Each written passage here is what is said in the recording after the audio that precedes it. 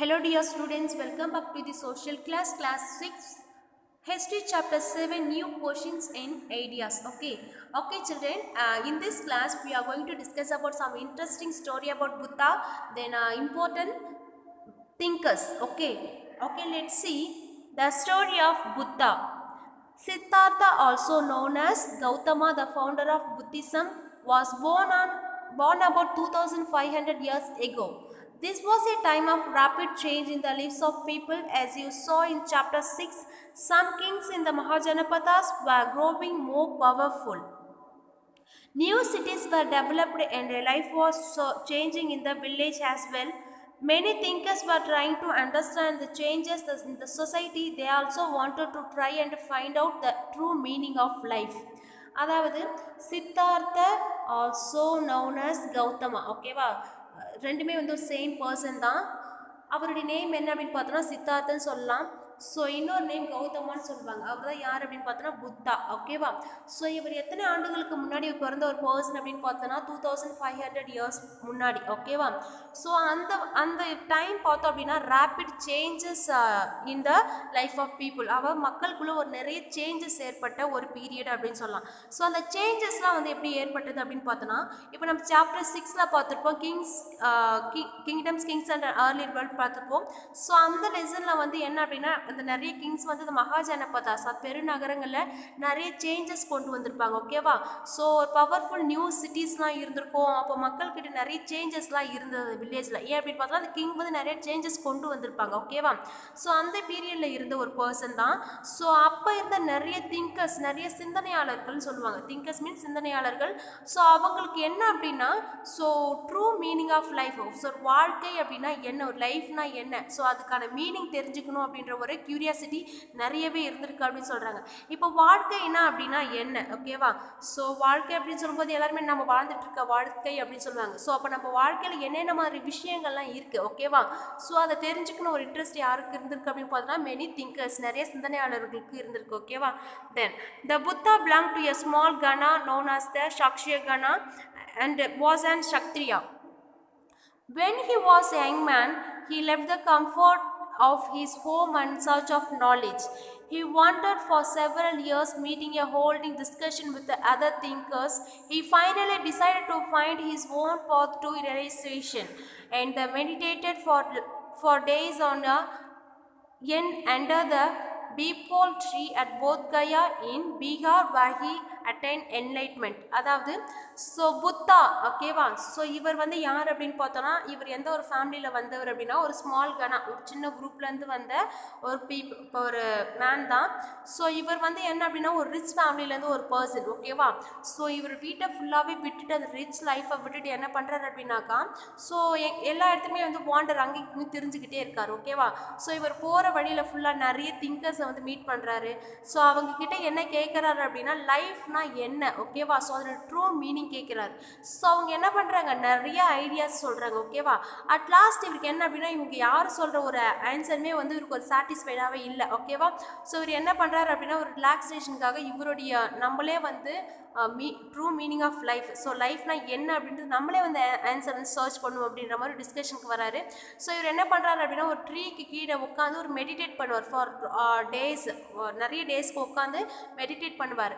So எந்த tree அப்படின்னு பார்த்தோன்னா பீபால் ட்ரீ அப்படின்னு சொல்லுவாங்க. போத்கயா, இது எங்கே இருக்குது அப்படின்னு பார்த்தோன்னா பீகாரில் இருக்குது. ஓகேவா, ஸோ அந்த பிளேஸில் தான் வந்து இவர் என்ன பண்ணுவார், என்லைட்மெண்ட் அடைவார். ஓகேவா, அதாவது முக்தி அடைவார் அப்படின்னு சொல்கிறாங்க. ஓகேவா, the next one, after that he was known as the Buddha or the wise one. Then he went to Sarnath near Varanasi, where he thought for the first time. He spent the rest of his life traveling on foot, going from place to place, teaching people till passed away in Kushnara. அதாவது என்ன சொல்கிறாங்க அப்படின்னா, இப்போ இங்கே பீகாரில் இருக்கக்கூடிய போத்கயாவில் இவர் முக்தி அடைகிறார். ஓகேவா, ஸோ ஆஃப்டர் தட் இவர் என்ன பண்ணுறாரு அப்படின்னாக்கா ஒரு பிளேஸ்க்கு வந்து வாரணாசி, ஓகேவா, சார்நாத்துக்கு போகிறாரு. நியர் வாரணாசி கிட்டே இருக்குது. ஸோ அங்கே தான் வந்து இவர் ஃபஸ்ட்டு டீச்சை வந்து ஸ்டார்ட் பண்ணுறாரு. ஓகேவா, அதுதான் வந்து ஃபஸ்ட்டு பிளேஸ். ஸோ இந்த என்லைட்மெண்ட் அடைஞ்சதுக்கு அப்புறமா தான் இவர் வந்து புத்தார்னே சொல்லுவாங்க. ஓகேவா, அதுக்கு முன்னாடி வரைக்கும் கௌதமா இல்லை சித்தார்த்தா அப்படின்னு தான் சொல்லுவாங்க. ஓகேவா. த நெக்ஸ்ட் ஒன், அதுக்கப்புறம் அவருடைய லைஃப் டைம் எல்லாமே எப்படி என்ன பண்ணுறாரு அப்படின்னாக்கா ட்ராவல் பண்ணிக்கிட்டே இருக்காரு. ஸோ ட்ராவல்லாம் எப்படி, பஸ்ஸு கார் இந்த மாதிரி போகல, பை ஃபுட் நடந்து என்ன பண்ணுறாரு, ஒவ்வொரு பிளேஸுக்காக வந்து ட்ராவல் பண்ணிக்கிட்டே இருக்காரு. ஓகேவா. ஸோ இவருடைய லைஃப் எங்கே முடியுது அப்படின்னு பார்த்தோன்னா, எங்கே இறந்துடுறாரு அப்படின்னு பார்த்தோன்னா குஷ்னாரா. ஸோ இங்கே தான் இவர் இறந்துருவார். அது வரைக்கும் என்ன பண்ணுறாரு, மக்களுக்கு டீச் பண்ணிக்கிட்டே இருக்காரு. ஸோ வாழ்க்கைனா என்ன அப்படின்றது இவர் என்ன பண்ணார், இவர் லைஃப் டைம் ஃபுல்லாகவே வந்து டீச் பண்ணிக்கிட்டே தான் இருந்தார் அப்படின்னு சொல்கிறாங்க. ஓகேவா. Okay. Then the Buddha thought that life is full of suffering and unhappiness. This is caused because we have craving and the desires which often cannot be fulfilled. Sometimes even if we got what we want, we are not satisfied and want even more or want other things. The Buddha described this as the thirst or tanha. He thought that this constant craving could be removed by following moderation in everything. அதாவது so Buddha இவர் என்ன சொல்கிறார் அப்படின்னா, life is full of suffering and unhappiness அப்படின்னு சொல்கிறாரு. So suffering and unhappiness அப்படின்னா ஒரு மகிழ்ச்சி இல்லாமல் இருக்கிறது, ஸோ ரொம்ப துன்புறுத்துறதுக்கு ஆளாகிறது. ஓகேவா. ஸோ இப்போ இந்த அன்ஹாப்பினஸ் அண்ட் சஃபரிங்ஸ் இது எப்போ வருது அப்படின்னு பார்த்தோன்னா, ஒரு பர்சன் வந்து ஒரு திங்ஸ் மேலே அதிகமாக வந்து ஆசை வைக்கும்போது, ஸோ அது கிடைக்காத பட்சத்தில் தான் என்ன ஆகுது அப்படின்னாக்கா ஒரு டிஸப்பாயின்மெண்ட் ஆகுது. அதுதான் வந்து ஒரு அன்ஹாப்பினஸ் அப்படின்னு சொல்கிறாங்க. அப்போ நம்ம எந்த ஒரு பொருள் மேலேயுமே வந்து எக்ஸ்பெக்ட் பண்ணவே இல்லை அப்படின்னா, அது நமக்கு கிடைக்காம நம்ம வந்து அது கிடைக்கும்னு நினைக்கவே இல்லை அப்படின்னா, அதுக்கு நமக்கு எந்த ஒரு பெயினுமே இருக்க போகிறது கிடையாது.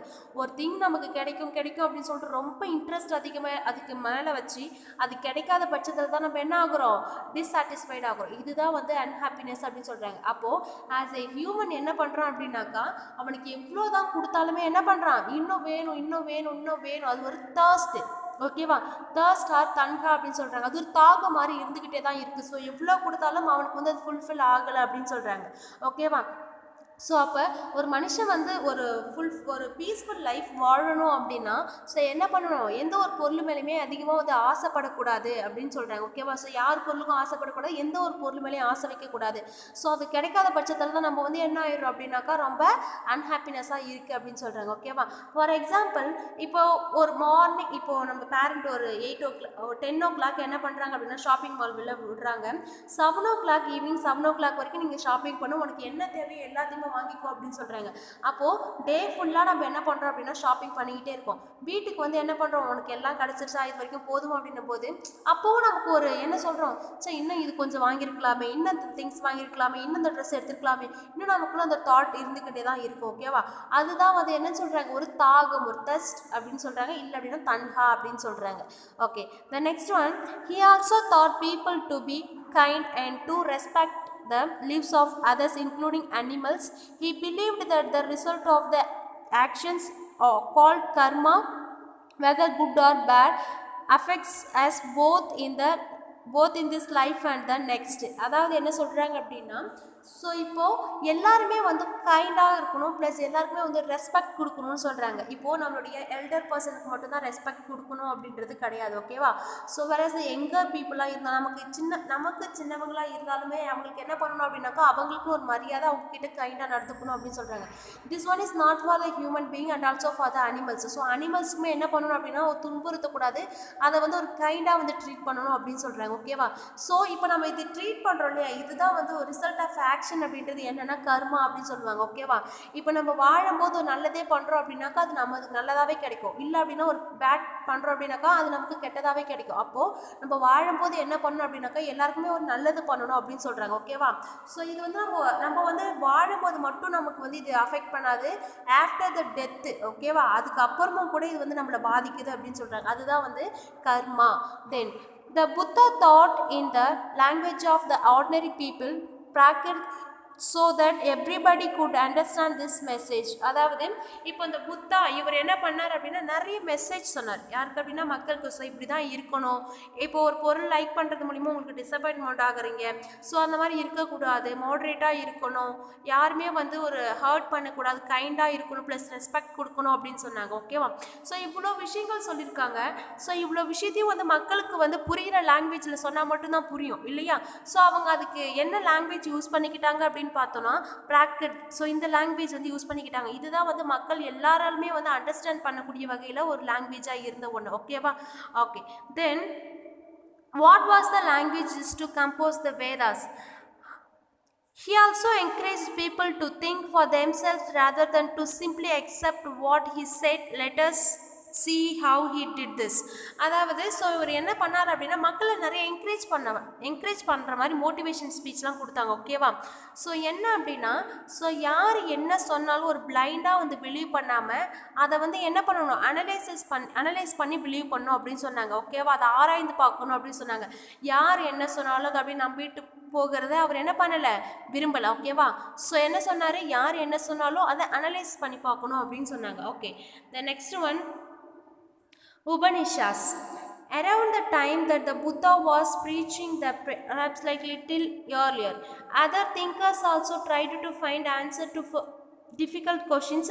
Some of them wanted to know about life after death. Other wanted to know why sacrifice should be performed. அதாவது உபனிஷாஸ், அதாவது இப்போ என்ன அப்படின்னா நிறைய பேர் வந்து இந்த புத்தா வந்து நிறைய வந்து ப்ரீச் பண்ண ஸ்டார்ட் பண்ணார், நிறைய பேருக்கு வந்து டீச் பண்ணார். ஸோ அந்த பீரியட்ல இருந்து மெனி திங்கர்ஸ், நிறைய சிந்தனையாளர்களுக்கு நிறைய கொஷின்ஸ் வந்து அரைஸ் ஆயிருக்கு அவங்களுடைய மைண்டில், டிஃபிகல்ட் கொஷின்ஸ். ஸோ அது என்ன கொஷின் அப்படின்னு பார்த்தோன்னா, த ஃபர்ஸ்ட் கொஷின் இஸ் இப்போ நம்ம இறந்ததுக்கு அப்புறம் நம்மளுடைய லைஃப் அப்படின்றது எப்படி இருந்திருக்கும்னு சொல்லிட்டு ஒரு கொஷின் இருக்குது. தென் செகண்ட் கொஷின் அப்படின்றது என்ன அப்படின்னா, இந்த சாக்ரிஃபைஸ்லாம் பண்ணுறாங்களே, நிறைய சாக்ரிஃபைஸ்லாம் பண்ணுறாங்க, அந்த சாக்ரிஃபைஸ்லேயே வந்து ஏன் பர்ஃபார்ம் பண்ணுறாங்க அப்படின்னு கேட்குறாங்க. Okay, second question. Okay, so first question is after our death நம்ம லைஃப் எப்படி இருக்குன்னு கேட்டிருக்காங்க. செகண்ட் கொஷின் ஏன் இந்த சாக்ரிஃபைஸ்லாம் பண்ணுறாங்க, பர்ஃபார்ம் பண்ணுறாங்க அப்படின்றாங்க. ஸோ சாக்ரிஃபைஸ் அப்படின்றது என்ன அப்படின்னா, இப்போ இந்த கிங்ஸ் அண்ட் ஏர்லி ரிபப்ளிக் அந்த லெசனில் பார்த்துருப்போம். இப்போ ஒரு கிங்டம்க்கு ஒரு கிங் ஆகணும் அப்படின்னா அவங்க ஒரு சில சாக்ரிஃபைஸ் பண்ணணும் இல்லையா? ஸோ அந்த சாக்ரிஃபைஸ் அப்படின்றது என்ன அப்படின்னா ஹார்ஸ் சாக்ரிஃபைஸ் அப்படின்றது பண்ணாங்க. ஓகேவா? ஸோ இவங்களுடைய கிங்டம்லேருந்து இன்னொரு கிங்டம்க்கு வந்து என்ன பண்ணுறாங்க அப்படின்னா ஹார்ஸ் பாஸ் பண்ணுறாங்க. ஸோ இந்த மாதிரி என்ன பண்ணாங்க, ஒரு சில சாக்ரிஃபைஸ் பண்ணாங்க. ஸோ இதன் மூலிமா தான் வந்து கிங்காகவே ஆனாங்க. ஸோ இந்த சாக்ரிஃபைஸ்லாம் ஏன் பண்ணுறாங்க அப்படின்ற இன்னொரு கொஷின்ஸ். ஓகேவா? ஸோ இதுக்கான ஆன்சர் அவங்க எப்படி வந்து எடுத்துக்கிறாங்க அப்படின்றத பற்றி பார்க்கலாம். Many of thinkers felt that there was something permanent in the universe that would last even after death. They described this as a Atman or the individual soul and the Brahman of the individual soul. They believed that the ultimately both and the Atman and the Brahman were one. So அதாவது என்ன சொன்னாங்க அப்படின்னா, இப்போ நம்ம இறந்ததுக்கு அப்புறமும் கூட இந்த யூனிவர்ஸில் பர்மனெண்ட்டாக இருக்கக்கூடிய ஒன்று என்ன அப்படின்னு பார்த்தோன்னா, அதாவது சோல் அப்படின்னு சொல்லுவாங்க. ஓகேவா? ஸோ நம்ம இறந்ததுக்கு அப்புறமும் நம்மளுடைய சார்பாக அந்த யூனிவர்ஸில் பெர்மனெண்ட்டாக இருக்கக்கூடிய ஒன்று நம்மளுடைய சோல், அதாவது ஆத்மா அப்படின்னு சொல்லுவாங்க. அதாவது என்னன்னு சொல்கிறாங்க அப்படின்னா சோல் அண்ட் ஆத்மன் அப்படின்னு சொல்லுவாங்க. ஓகேவா? ஸோ அதை இன்னொன்று எப்படி சொல்லுவாங்க அப்படின்னா பிராமின் ஆர் த இண்டிவிஜுவல் சோல்னு சொல்லுவாங்க. அப்போ இது ரெண்டுமே ஒன்று அப்படின்றத அவங்க நம்பினாங்க. ஓகேவா? அப்போ நம்மளுடைய சோல் அப்படின்றது அந்த யூனிவர்ஸில் இருக்கக்கூடிய பெர்மனெண்ட்டான one. Many of their ideas were encouraged in the Upanishads. These were part of the later Vedic text. Upanishads literally mean the approaching and the sit near, and the text contained conversation between teacher and students. Often ideas were presented through the simple dialogue. அதாவது இப்போ இந்த recorder, ஓகேவா? So இவ்வளோ questions இருக்குது. இந்த புத்தா சொன்னது இப்போ நம்ம எல்லாமே வந்து எப்படி படிக்கிறோம் அப்படின்னு பார்த்தோன்னா ஒரு ரெக்கார்டராக இருந்திருக்கு. அதை தான் வந்து இங்கே புக்கில் நமக்கு கொடுத்துருக்காங்க. ஸோ அந்த ரெக்கார்டில் வந்து எதில் வந்து ரெக்கார்ட் பண்ணி வச்சாங்க அப்படின்னு சொன்னால் இந்த உபனிஷாஸ் அப்படின்னு சொல்லுவாங்க. ஓகேவா? ஸோ இது என்ன அப்படின்னு பார்த்தோன்னா, இப்போ வேதாஸ்லாம் பார்த்துருப்போம். இந்த வேதாஸ்லாம் வந்து என்ன பண்ணாங்க அப்படின்னாக்கா ஒரு டெக்ஸ்டாக வந்து ரெக்கார்ட் பண்ணி வச்சுருந்துருப்பாங்க. ஓகேவா? அந்த மாதிரி லேட்டர் வேதிக்கில் ஒரு பார்த்தா இருந்தது தான் இந்த உபனிஷாஸ்லாம் அப்படின்னு சொன்னாங்க. இப்போ இந்த திங்கர்ஸ் சொன்னது, புத்தா சொன்னது எல்லாமே வந்து ரெக்கார்டராக இருந்திருக்கு. த நெக்ஸ்ட் ஒன் உபனிஷாஸ் அப்படின்றது லிட்ரலி மீனிங் என்ன அப்படின்னு பார்த்தோன்னா அப்ரோச்சிங் அண்ட் சிட்டிங் நியர்னு சொல்லுவாங்க. ஓகேவா? ஸோ சிட்டிங் நியர் அப்படின்னும் போது ஒரு பக்கத்தில் உட்காந்து மற்றவங்களுக்கு டீச் பண்ணுறது. இப்போது டீச்சர் இருக்காங்க, அவங்களுக்கு ஆப்போசிட்டே ஒரு ஸ்டூடெண்ட்ஸ் இருக்காங்க அப்படின்னா ஸோ டீச்சர் வந்து ஸ்டூடெண்ட்ஸ்க்கு வந்து டீச் பண்ணுறது. ஓகேவா? சிட்டிங் நியர், கிட்டக்கு உட்காந்து சொல்லி கொடுக்கறது. ஓகேவா? அதுதான் வந்து உபனிஷாஸ் அப்படின்னு சொன்னாங்க. ஓகேவா? ஸோ அப்போ இது ஃபுல்லாகவே வந்து எப்படி எந்த ஃபார்மில் இருக்கும் அப்படின்னு பார்த்தோன்னா சிம்பிள் டயலாக் ஃபார்மில் தான் இருக்கும். ஓகேவா? இப்போ ஒரு டீச்சர் வந்து ஒரு ஸ்டூடெண்ட்ஸ் கிட்ட ஏதோ ஒரு கொஸ்டின் கேட்குறாங்க அப்படின்னு பார்த்தோன்னா ஸோ அந்த ஸ்டூடெண்ட்ஸ் வந்து கண்டிப்பாக அந்த டீச்சருக்கு வந்து ஆன்சர் பண்ணுவாங்க இல்லையா? அப்போ இது என்னன்னு சொன்னாங்க, ஒரு டயலாக் ஃபார்மேட்டில் இருக்கும் அப்படின்னு சொல்கிறாங்க. The next one, most Upanishad thinkers were men, especially Brahmins and Rajas.